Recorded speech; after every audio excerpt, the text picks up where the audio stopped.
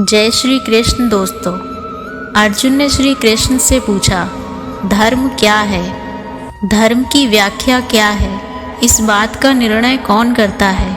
हे मधुसूदन, कौन है जो धर्म का विधान बनाते हैं? कृष्ण ने कहा, हे अर्जुन, हर प्राणी अपने धर्म का विधान स्वयं बनाता है। धर्म का जो विधान किसी दूसरे ने बनाया हो, वो तुम्हारा धर्म नहीं हो सकता।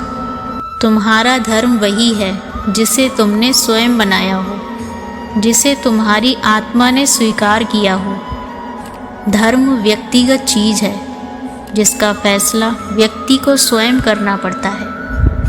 कृष्ण ने कहा, मैं तुम्हें एक उदाहरण से समझाता हूँ। किसी के गांव पर डाकू हमला करके गांव की लड़कियों का अपहरण कर रहे हैं।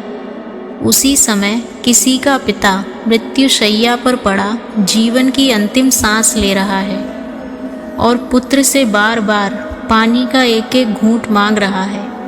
उस समय उस व्यक्ति का क्या धर्म है?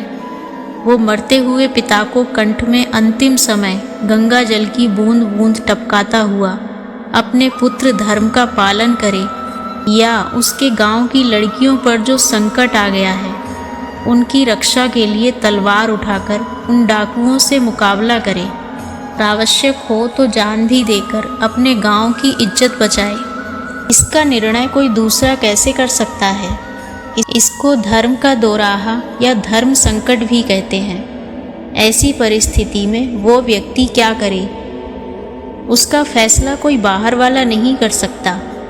ये निर्णय उसी को लेना होता है कि उस समय उसका प्रथम धर्म क्या है। उस समय उसकी आत्मा जो आवाज़ दे वही उसका धर्म है। इसलिए हे अर्जुन, हर प्राणी का धर्म व्यक्तिगत होता है, जिसका फैसला उसे खुद ही करना होता है। एक महान संत थे जो बहुत ही प्रचंड तपस्वी थे। उन्हें कई शास्त्रों का ज्ञान था। उनकी बुद्धिमानी के चर्चे मीलों तक थे। संत दिन रात प्रत्येक पल भगवान की भक्ति में लगे रहते थे। कठिन से कठिन तपस्या करते थे, लेकिन उन्हें सेवा में रुचि नहीं थी। उन्हें लगता था सेवा से ज्ञान नहीं मिलता, केवल ईश्वर के ध्यान से ही जीवन तरता है। इसीलिए वे दिन रात ईश्वर की भक्ति में तल्लीन रहते थे। ना किसी का भला करते थे और ना ही बुरा। ऐसे व्यक्ति से समाज को कोई खतरा नहीं होता। उन्हें लोग अच्छा ही मानते हैं। इसी कारण इनकी प्रसिद्धि सभी जगह थी। एक दिन संत अपनी साधना के लिए वट वृक्ष के नीचे बैठे। अचानक ही बैठे उनके प्राण निकल गए। मृत्यु के बाद जब उनके सामने चित्रगुप्त आए तो उन्होंने संत से कहा, हे तपस्वी, तुम्हारी तपस्या और ईश्वर भक्ति को देखकर तुम्हें एक कुलीन और प्रतिष्ठित परिवार में अगला जन्म दिया जाएगा।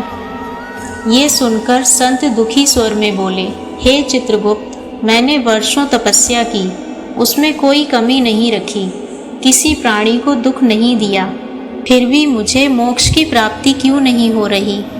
इस पर चित्रगुप्त ने संत को धर्मराज के सामने पेश किया। संत ने अपनी सारी व्यथा धर्मराज से कही। अपने सारे धार्मिक कर्म कांड के बारे में विस्तार से कहा। ये सब सुनकर धर्मराज मुस्कुराए और उन्होंने कहा, हे वत्स, वास्तव में तुम मानव धर्म को जान ही नहीं पाए। मुझे पता है तुमने कठिन से कठिन तप किया, किसी को कष्ट नहीं दिया, लेकिन तुमने परोपकार भी नहीं किया। अपने अर्जित ज्ञान से किसी अज्ञानी की मदद नहीं की, किसी रोगी का उपचार नहीं किया, किसी भटके राही को सही मार्ग नहीं दिखाया। वास्तव में तुम जानते ही नहीं हो कि परोपकार ही असल मायने में मानव धर्म है। सेवा भाव ही मानव जीवन का आधार होना चाहिए। इस तरह संत को अपनी भूल का ज्ञान हुआ और उन्होंने अपने अगले जन्म में तप के साथ साथ भाव को भी जीवन में लक्ष्य बनाया और उन्हें वर्षों बाद मोक्ष की प्राप्ति हुई। वास्तव में इंसान को ये पता ही नहीं होता कि धर्म क्या है और वो दिन रात धार्मिक कर्म कांडों में लगा रहता है। जैसे हमेशा एक बात सुनने में आती है कि तीज त्योहार पर लोग ब्राह्मण को दान देते और भोजन कराते हैं। भले ब्राह्मण संपन्न हो, खुद 4 पहिए के वाहन से घूमता हो, लेकिन बड़े शान से उसे दान दिया जाता है। और वो स्वीकार भी करता है। ऐसे दान का क्या महत्व होगा। अगर आप यही दान किसी गरीब को देंगे तो शायद उसकी कई दिनों की भूख शांत होगी, उसे जीने का सहारा मिलेगा।